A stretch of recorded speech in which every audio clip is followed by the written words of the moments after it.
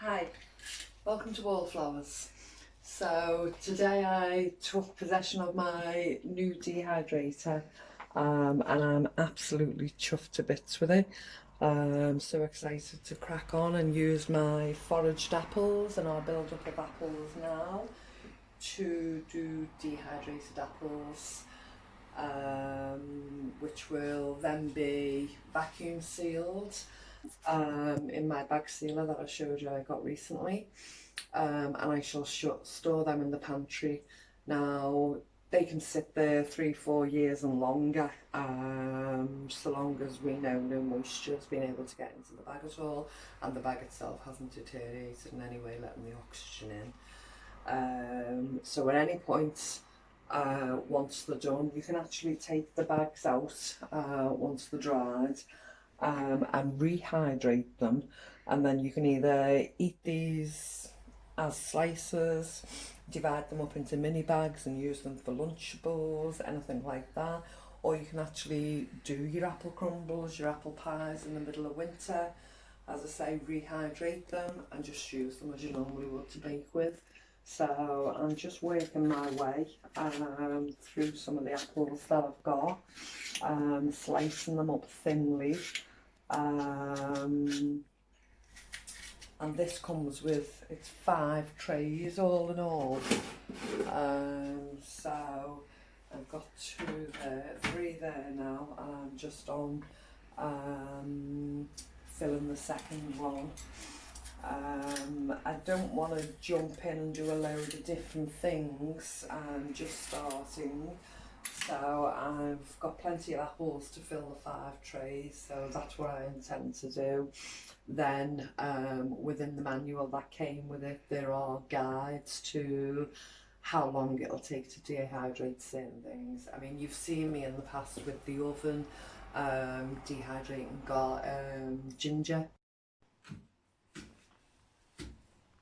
When I did the ginger in the oven, I think I did it for about half an hour, stirred everything round, turned it over, and then did another half an hour, and they were done. But you have to leave the oven door open, and I seem to be getting a gas burn.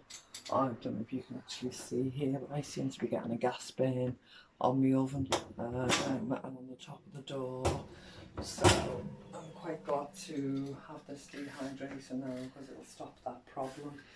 I basically core the apple in the middle and then turn it round in my hand whilst I'm peeling it with potato peeler. I just think it's the easiest thing to do. Looking for any insect bites, any dents, any imperfections that I don't want on the apple.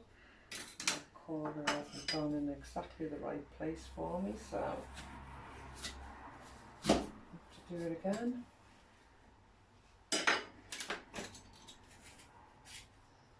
And then take the rest of the peel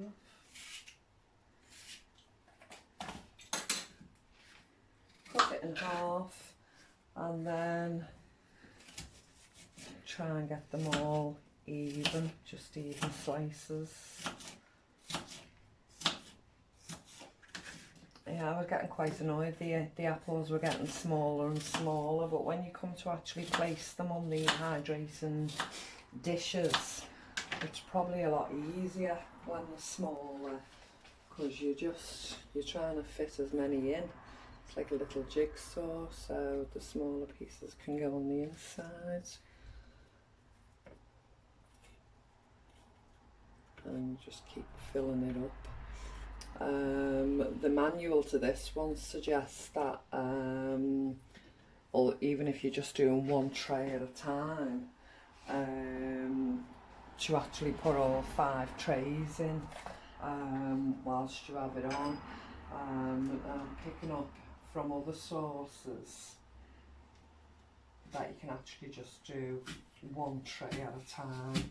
But seeing as this is new, I'm just going to follow the guidelines anyway, and then when I get more into the swing of things, then I'll start finding my own rhythm and see working for me.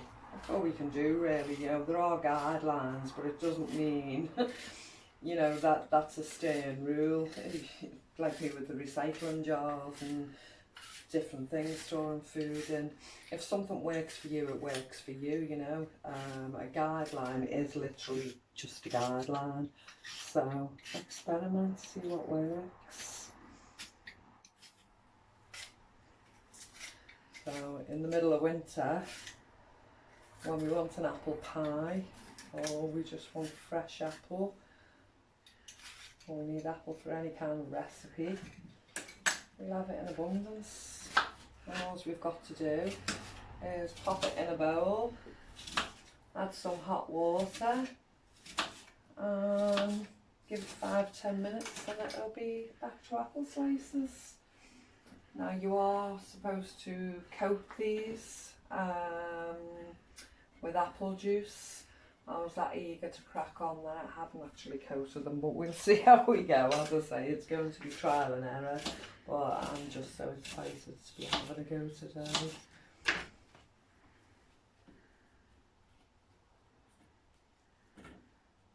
So I've got one more tray to fill after this, and then I shall put this on a medium setting. So I'm going to say, well, yeah, I'm going to stick close to 40–45, and the guidelines say anywhere between 8 and 24 hours. So as I say, it's going to be a learning curve, so I'm just going to check a couple of times tonight and then see how I feel about it before I go to bed. And if I think it still needs to continue, I think I'll turn the heat down whilst I'm in bed. I haven't paid an awful lot for this unit,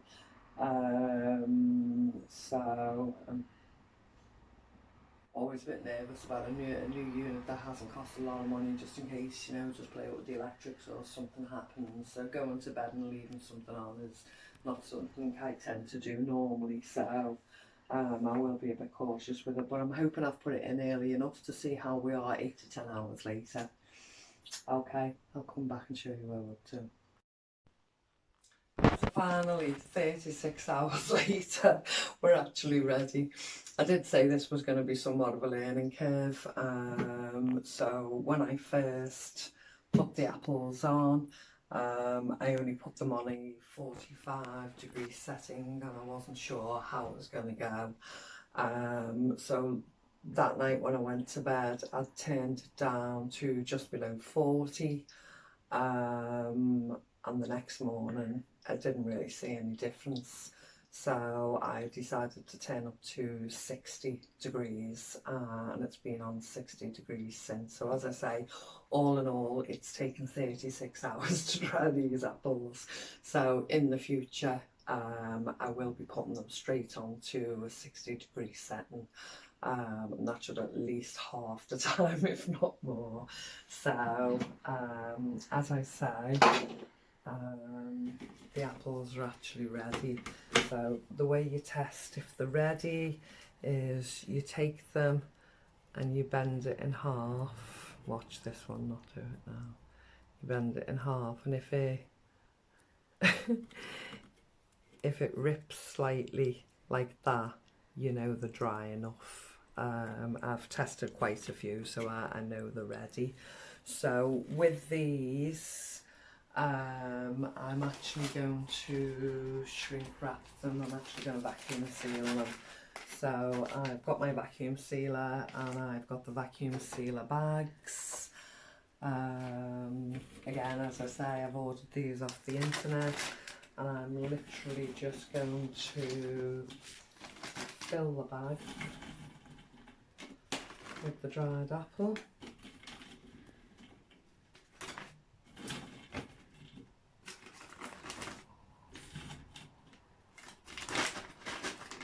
Amazing how many you can fit in. I mean, originally when I cut these apples, it filled all 5 trays, and as they dried up, I was able to take them to 2 trays, One, I sliced a bunch of bananas and the whole bunch of bananas went in one tray. Then I dried some fresh mint I was able to get in the shop this week. So just to the front there is the mint I dried.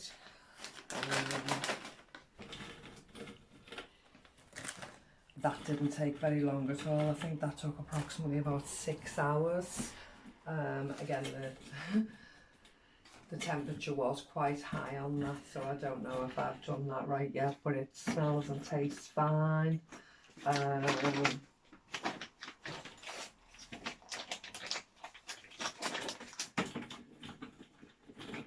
I think your herbs are meant to take about 6 hours from what I've been reading, so I'm quite happy with that.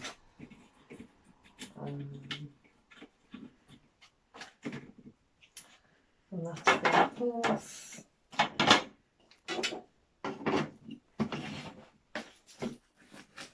should half of that into berries, bless it.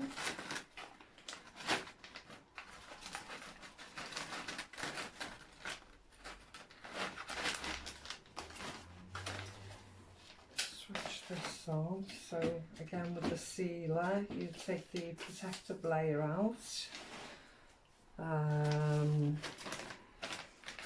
shake your bag to where you want it, and then there's an air chute in the middle of it. So basically when you're putting your bag into seal, you make sure that you're placing the plastic you want to be sealed over that air chute. Close the doors and press the vacuum.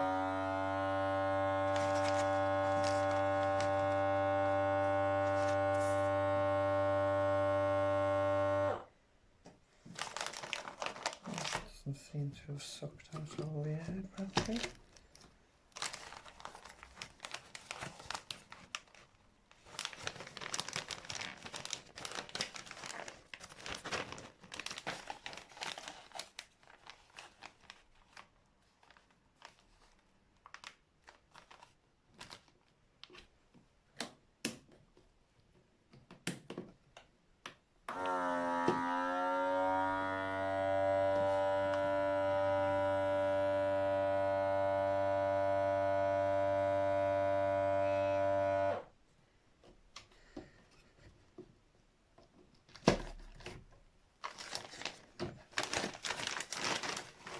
There's my apple slices, ready to go on the pantry shelf, and can be rehydrated to make 2 apple pies, 2 apple crumbles, or whatever you choose. And they do look a bit strange, you know, I still think they look a bit strange like that, but it's out of the freezer. It's not costing me any electricity to keep it stored, and should we not have electricity or access to gas or anything like that, we can build a fire in the garden and we can still have a pudding. So I'm quite happy with that. As I say, I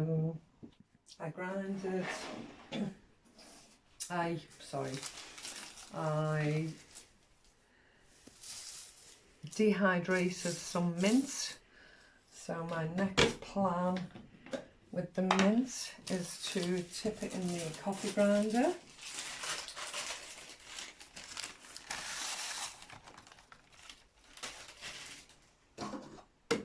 Put the lid on. It's doing everything back to front.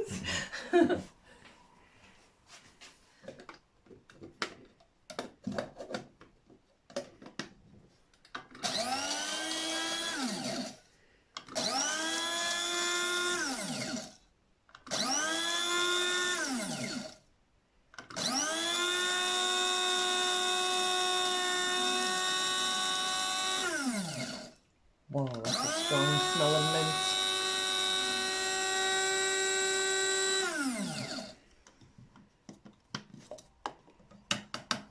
So now I've ground the mint, and And I've kept one of my previous herb jars. Looks like a paprika jar to me. And I'm literally just going to spoon the mint in.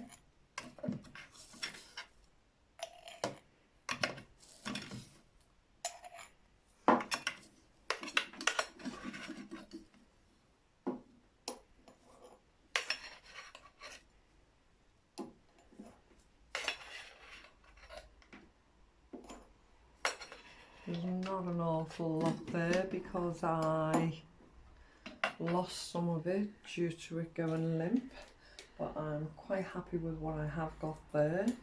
And when I come to use it as flavourings and I come to use it in cooking, I will literally have to use a third of what any recipe calls for, because the flavour is much more intense because it's dried, because it's originally so fresh. So that's really 3 times what it appears to be. So I'm quite happy with that. And I'll put a label on it, and that's fresh mint. As I said, I did some bananas, and I'm literally going to put these in a jar. I'm going to add a bit of dehydrated sugar later on and give it a shake, and I'm sure my son will enjoy snacking on these. He has tasted them by themselves and he's already said to me, "Mum, they're not sweet enough," because he's had pre-packaged dried bananas before, and they've always had some kind of syrup or honey coating added to them. So as I say, I will add a teaspoon of dehydrated sugar and give them a really good mix through, and I'm sure he'll be back and he'll be picking at that jar, so that'll be snacks for him. I've also been drying out some limes, and they're still not quite ready yet. I don't think. They might be. I think it's still a bit moist inside yet, so I'm going to leave those and let those carry on. But what I have got to carry on with is some mushrooms. Now, I don't eat mushrooms, but my husband does and he likes them, so I got a big bag this week, and instead of letting them go rancid and throwing them away, I thought, well, I'll dry some out, and it's easier again for him to just have a handful at a time, rehydrate them, and he can have as many mushrooms as he likes then. So just because I don't like them doesn't mean he can't eat them.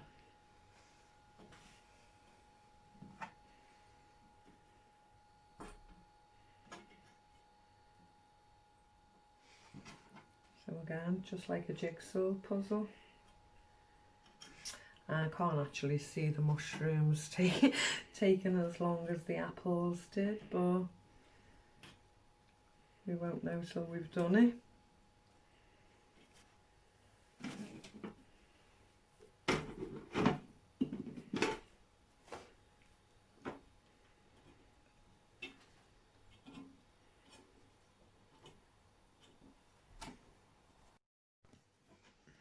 I also picked some sweetcorn from my garden this year, and those that watch my videos will know that the sweetcorn I grew this year was in quite a shallow bed, one of my single divan beds, raised beds, and there wasn't really a lot of depth for the sweetcorn to grow in, but it was an experiment to see what I could do on the side patio.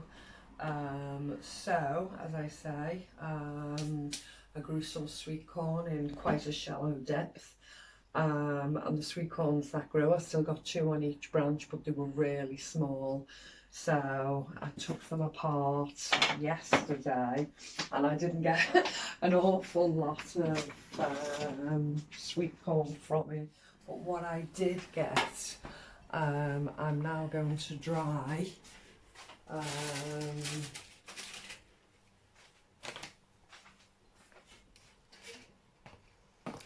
now going to dry. I'm looking, thank you. I'm going to place in the dryer. Now this is just a piece of parchment paper that I cut just in case anything should fall through and land on the other food. So it's not perfect, it's not great, but it's doing what it's meant to do. So I'm literally just going to pour the sweet corn all around.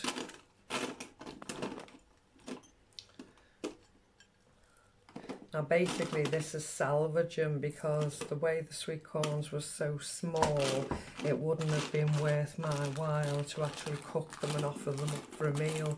Because as you can see, there's so little here from all of them that I grew. So this is the ideal answer for me. It means every little piece of corn will still get used. We're all happy. So I think I'm going to have the mushrooms on the top.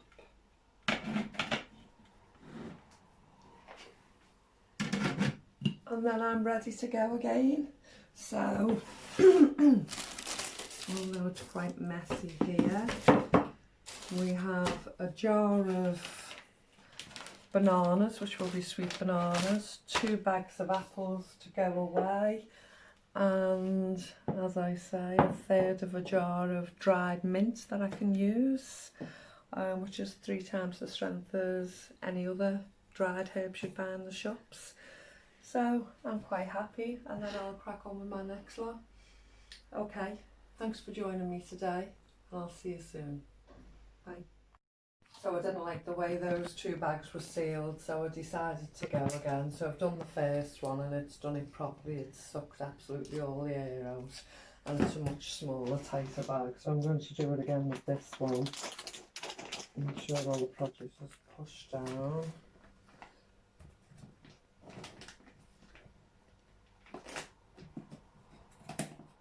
Close the door. Fingers on the thing.